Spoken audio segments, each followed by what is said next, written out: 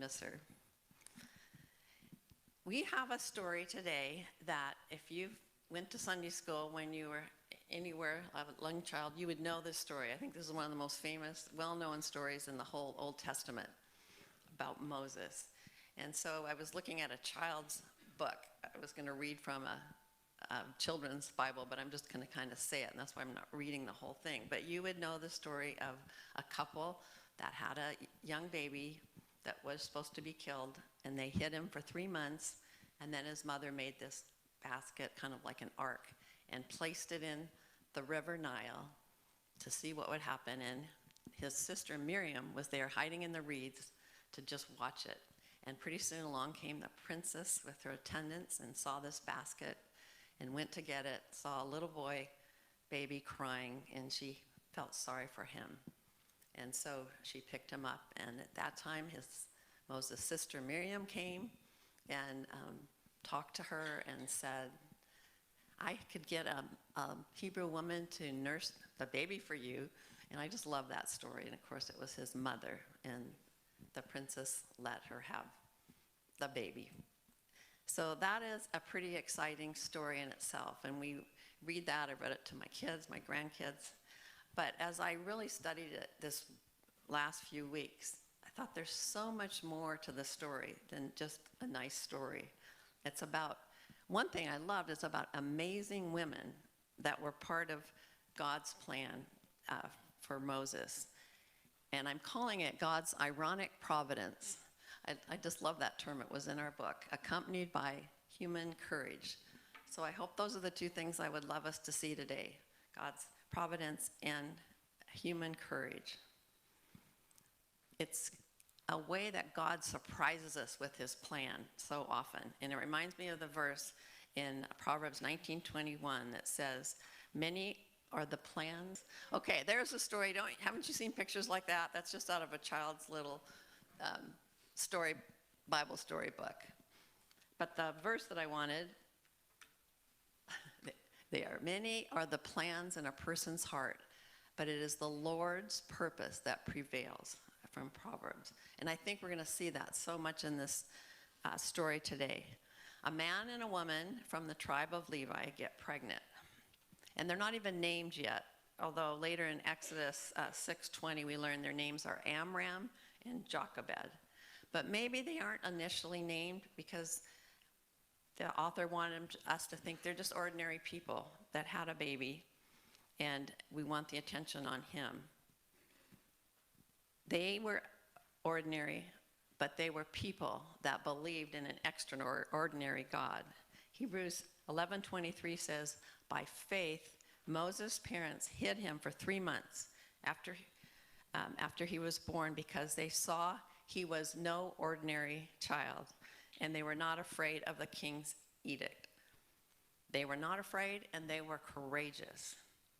And I was laughing at that. We all think our child or grandchild is no ordinary child, don't we? But maybe God gave them a special knowledge that he was going to be a very special person.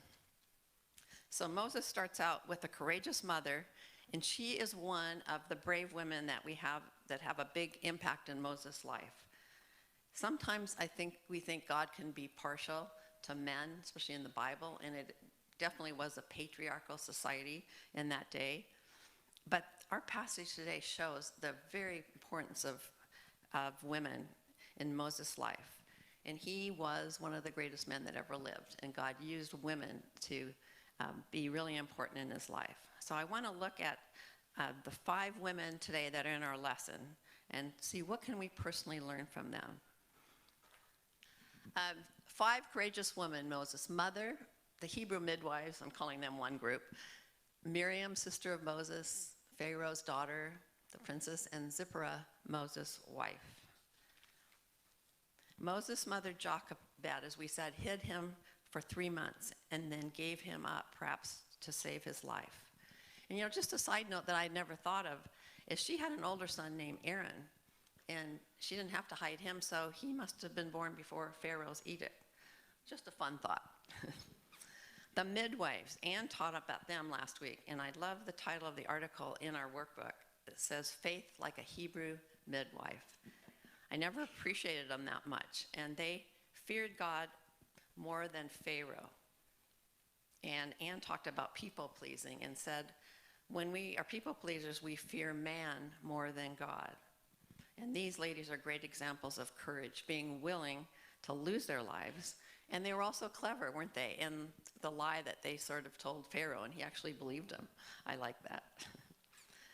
Sister Miriam was brave to hide in the river. That could have been scary, and to watch what would happen.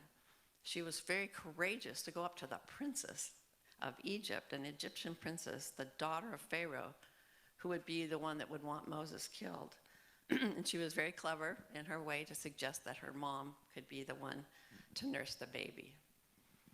The princess appears to be a really neat, a good person. Her dad wasn't very good, but she is. She's kind, compassionate, not so many things, but very generous too. She offered to pay. She told Miriam she'd pay the lady that would nurse her child, and that would be very unusual to pay a slave to do that. She's the very person that actually thwarted her father's evil campaign. And there's a great quote which shows the irony of the story. Next one. The daughter of the Israelites' killer saves the man who will save the Israelites. Thought that was, again, ironic. Moses' Midian wife, Zipporah, comes in at the end of our story, and we don't hear much about her, but she did a brave thing to save Moses in chapter 4. And it's kind of a real confusing thing, but she somehow saved him by circumcising their son. But it was a bold act that helped Moses. So there's another woman that was helpful. So these 5 women, I want them to encourage us this morning to help us follow God, not man. When the child grew older, his mom, as Sarah said, had to give him away, took him to Sarah's daughter, and he became her son. And she was the one that named him Moses because she said, I drew him out of the water. We know nothing about either mother until Moses is an adult. And I wish we would. Wouldn't you love to know more details? But in that day, mothers nursed their children longer than you, maybe, Sarah, possibly 3 years. And if I was a mom, I would do it as long as I could. So we can be pretty sure that in those years, she taught Moses about God, her God that had saved him, about his people. And it turns out he recognized he was a Hebrew. We find that out. It's possible he could have had contact with his sister occasionally. And he knew who his brother Aaron was in chapter 4. His Egyptian mother would have taught him all about Egyptian culture, Egyptian gods, their government, probably got an amazing education. And it says in Hebrews that he had all the treasures of Egypt available to him according in Hebrews. He was known as the son of Pharaoh's daughter. That's pretty special. And had fame, riches, and learning. I think in another of God's ironic providence, all of what he learned would be so helpful in molding Moses to be the leader that he was going to be for the Israelites in the future. Okay, that's a picture of Moses as an adult. Verse 11 says, one day after Moses had grown up, and I wanted to go, really? That's all you're going to tell us? All these years we would like to know this? And you're just going to say he grew up? I think that if a woman would have written this book, we would have had a lot more details. But anyway, we have to go with that. And sometime he went out to where his own people were. And he was aware at that time that he was an Israelite, or we could say a Jew or a Hebrew. All the same, all 3 words mean the same thing. Maybe he had gone out lots of times before this and observed what was going on and saw his people in slavery. But this day, he went out and saw an Egyptian beating a Hebrew, one of his own. And he saw the injustice of it. And it got to him, and he acted somewhat rashly. But he killed him and buried him and hoped no one saw him. So whether he was rash or not, he was bold and courageous, and he did not like injustice. Then the next day he came out and he saw 2 Hebrews fighting arguing and fighting, and he intervened with them. In this case, he asked, "Why are you fighting?" So again, he stood up and talked to them, but it didn't go over well, and Pharaoh did find out, and he tried to kill him, but Moses escaped to Midian. And I was curious how far Midian was, so I got a map, and at the top you can see, and he couldn't just go straight, so he kind of took that route to Midian. So that's where it is, and I think we figured out it was about 200 miles. So it was a long way. And for the first time I wondered, did he steal a horse or a donkey or something? Or did he walk? And we don't know. But he might have had his own horse if he was the daughter of Pharaoh. Anyway, when he arrived, he sat down at a well to rest. And 7 daughters came down to draw water and were heckled by some shepherds. Again, Moses intervened against injustice, and this time he just stood and scared them away. So we see Moses' response to injustice, and it can be an example to us. In our first story, Moses witnessed injustice and responded by action. In this case, it was killing. And that could relate to war. In our day, there's times where it's just to kill evil people. The second story is when he saw injustice and he spoke up. And the third story, he just simply stood.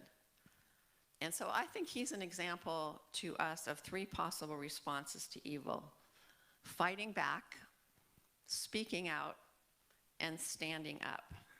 One commentator said that Moses was chosen by God not just because he fights injustice and evil, but because he knows which response is the most appropriate in any given situation. I thought that's interesting for a leader to know that. It takes courage to stand against evil and injustice.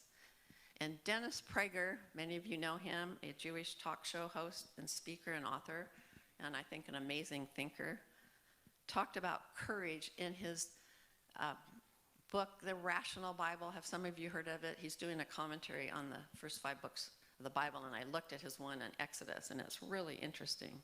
But in that, he said that courage is the rarest of all good traits. He feels there are far more kind and honest and good people than courageous.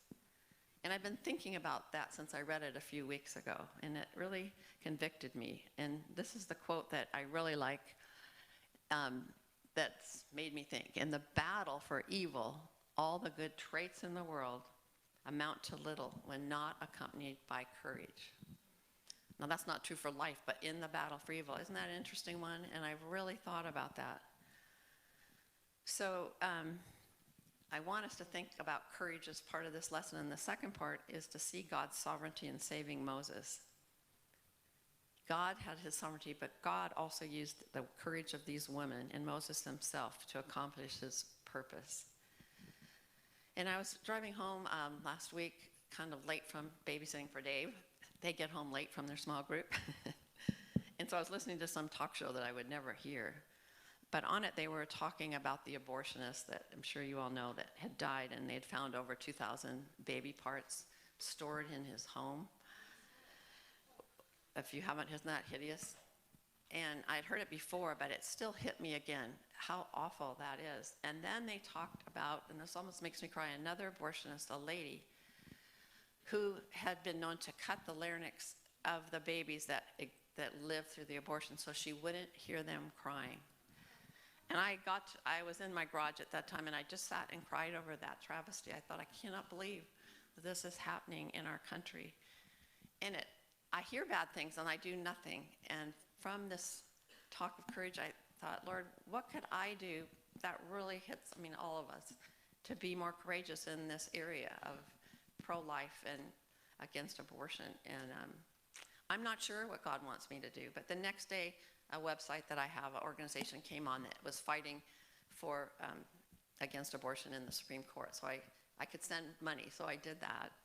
And then we had 2 young girls live with us years ago that got pregnant and thought of having an abortion, and we really encouraged them not to, and so we kept them with us. So we helped that way, but that wasn't really very courageous. And then when we had something here at church with a lot of ministries, there was a stork bus. It's called Save the Storks. I love that. They had a They had a whole thing where women can come and get an ultrasound and be counseled. But, I never followed through.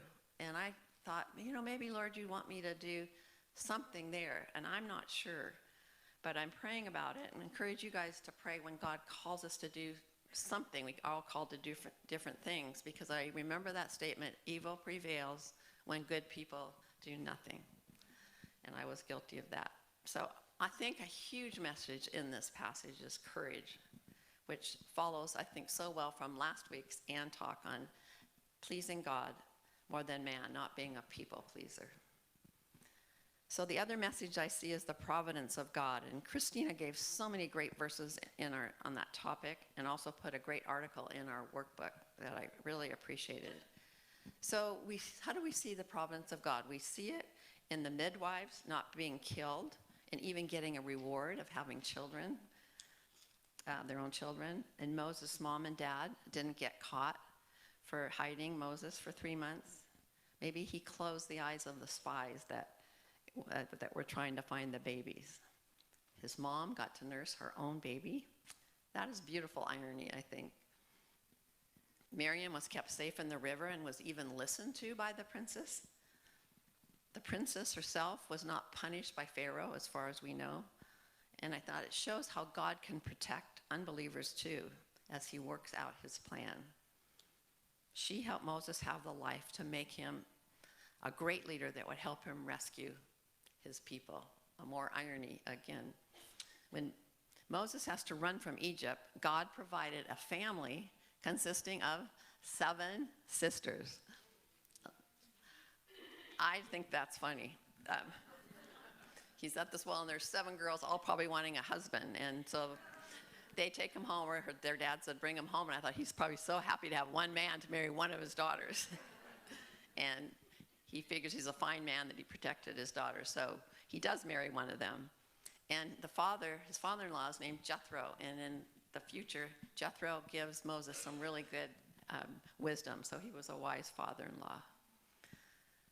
So as we just look at the story again, such a beautiful picture of God's providence and sovereignty. What could have been so bad, God worked out for his good, which is like from the verse from Romans 8:28, that God, in all things, God can work together for good. In our homework, one of the questions that Christina put in is, how have you experienced the ironic and providential hand of God through the difficult circumstances in your life? I hope you answered that. I think that would be a great question to do in our groups. But I thought I would just share a few of mine to get you thinking. One of the first ones that I can think of was when I graduated from college, I joined Campus Crusade for Christ staff. And I had told the Lord at that time, anywhere you send me, I will go. I will be happy. And then we kind of meet all summer, and then you get an assignment. And my assignment had to open it up, and it said Michigan. And I went, really, Lord? I've been in the Midwest for 12 years. I really want to come west, or maybe the South would be interesting. But I finally had to say, okay, I did say wherever. And I had a fabulous experience there. Great team, wonderful ministry, and that's where God sent me to meet my husband. So that was ironic, I guess. The first mission trip my husband and I ever went on was to Hong Kong. We were really young. Our kids were only 6 and 3, and the only way we could go was my parents came to watch them. And my mom said, I'll be happy to watch them, but don't do anything like smuggle Bibles. And because we were going to try to meet someone in Hong Kong that had a ministry in China. And so we ended up going into China for 4 days. And this was really early on. They hadn't seen a blonde very much at all. And either it was really courageous or stupid, but we did take Bibles in, and there were guys, soldiers with guns around them when we got off the plane. But God, I think, just closed their eyes, and they never opened our suitcases. So we saw his providential care when I think we were courageous. But my mom will say different. A more down-home example was happened with a now very good friend Maggie Fletcher, and she said I could share this. She's in the back.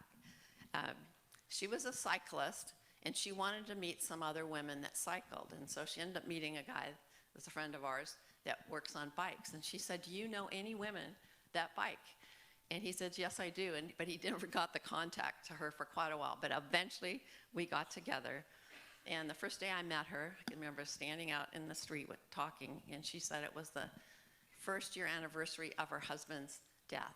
And I just went, oh, Maggie, and that sort of bonded us. And we rode maybe only one or two times, and Leslie Casserly, who you all know, was riding.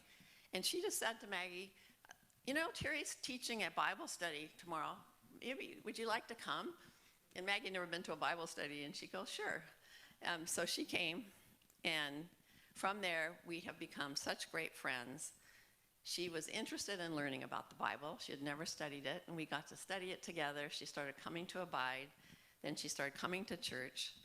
And as she shared last spring at our brunch, she became a believer, a Christian.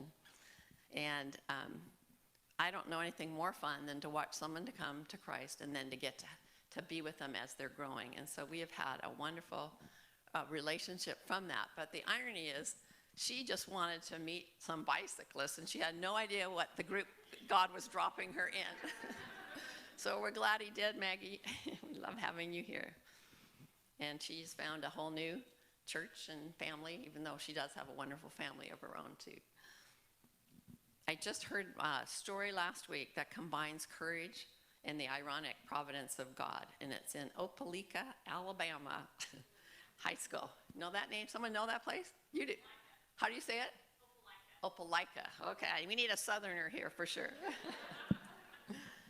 They had a 100-year tradition of saying a prayer. One student would pray before the football game. And after all these years, some parent complained. So the school decided they shouldn't do it, and they would just have a moment of silence instead. But a high school pastor didn't like that, and he encouraged his high school kids to not give up the prayer. So the word spread around, and other kids from other schools came, and so they had a whole bunch of them. And in unison, this whole group said the Lord's Prayer out loud, and I got to hear the recording of it from what I was listening to, and it gave me chills. So I thought again, God, in his providence, using their courage, did something that was much bigger than just one student. So God is at work doing those things in the Bible, and he's at work doing them in our lives today. So I want to say, where do you need courage today?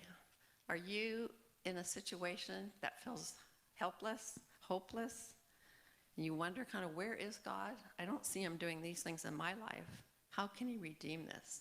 Maybe it's a marriage, a friendship, a child that's gone astray, a sickness, a loss, a job loss, a family that wasn't all you hoped it would be, a country that's so troubled. I want us to take heart today from this story of Moses. His early life is a beautiful example of Ephesians 3:20 that says that God is able to do immeasurably more than we ask or imagine according to his power that is at work within us.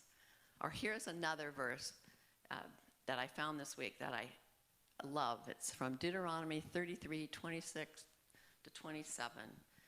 And it says, it's written by Moses actually, and it says, there's no one like God who rides across the heavens to help you, and on the clouds in his majesty.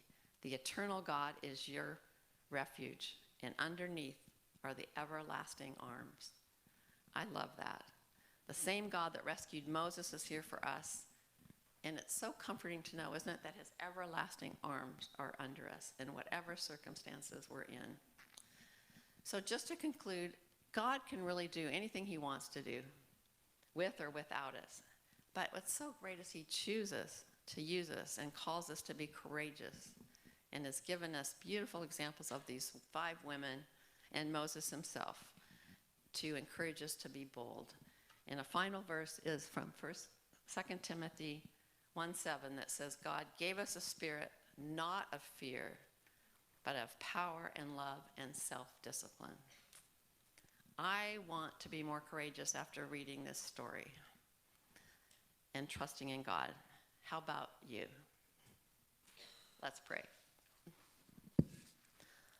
Lord, we thank you again for how practical the Bible is, for these exciting stories to read, but yet they have such messages. Thank you for those women so many years ago that trusted you and walked in faith and obeyed. Thank you for their example. Thank you for your providence in keeping Moses safe and preparing him to be the leader that he became. Thank you that you're the same God that can do that for us. I pray that we can be women of courage and women that trust in you, Lord. Thank you that we know you. In your name, amen.